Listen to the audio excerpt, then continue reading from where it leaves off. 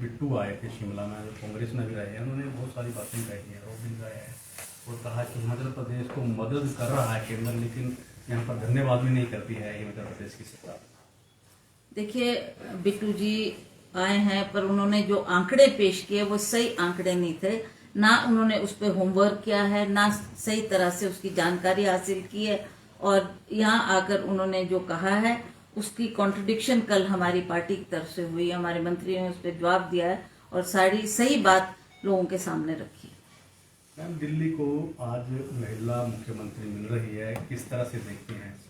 ये अच्छी बात है कि एक महिला को उन्होंने मौका दिया है, महिला वहाँ की मुख्यमंत्री बनी है। अब जो जो वायदे उन्होंने लोगों से किए हैं उस पर वो कितना खरा उतरती है, उस बात का हम इंतजार करेंगे और देखेंगे कि किस तरीके से उनकी कार्यकारिणी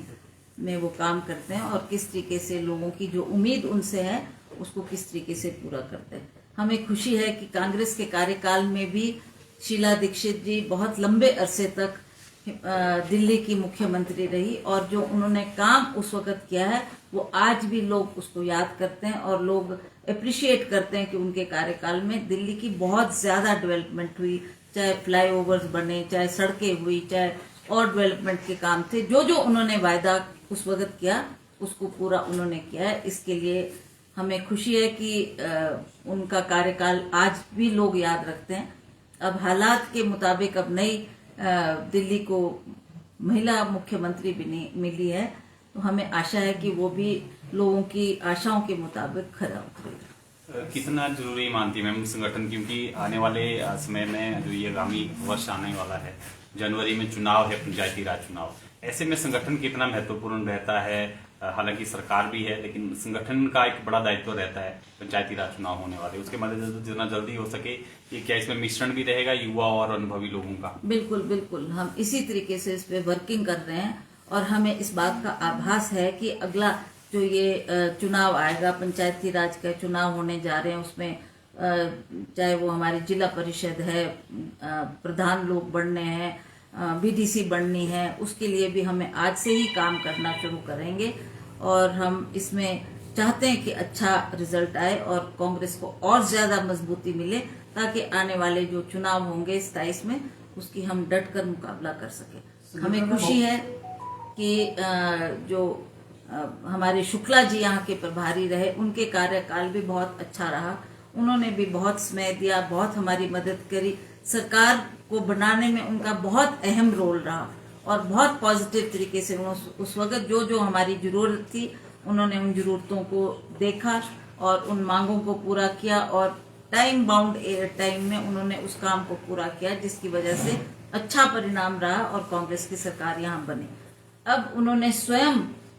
कहा कि मुझे अगर आप भार मुक्त कर दें, केंद्र से उन्होंने बात की और हमारी नई जो प्रभारी लगाई हैं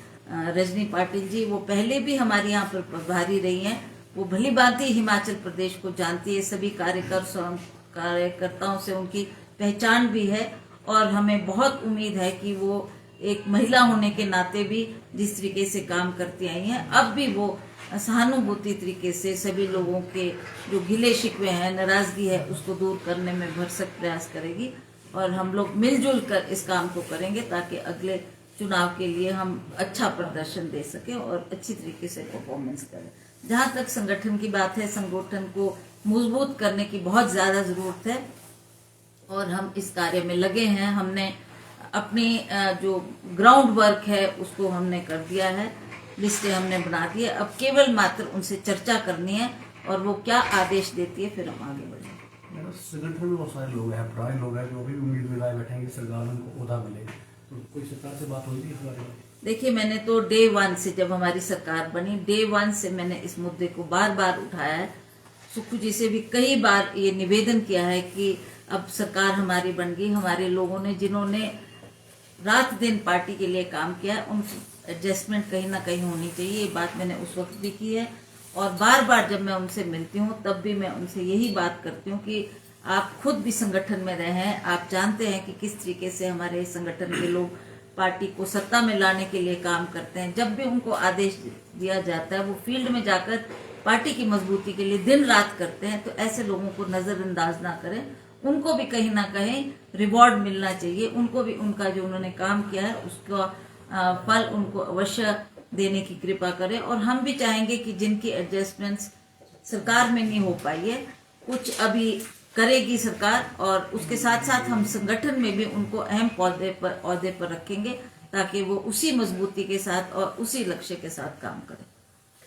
मैम वहीं अगर बात करें तो केंद्र लगातार ये बात कर रहा है 1 नेशन 1 इलेक्शन की, तो क्या लगता है आपको उसको लेकर किस तरह से रहेगा? और देखिए ये उनकी पॉलिसी है, let's see how it works out. Implement कब तक होती है फिर उस पर हम भी सोच करेंगे, उस पर हम आगे हमने क्या कदम उठाना है और क्या विचार रखने हैं, that is we have yet to C.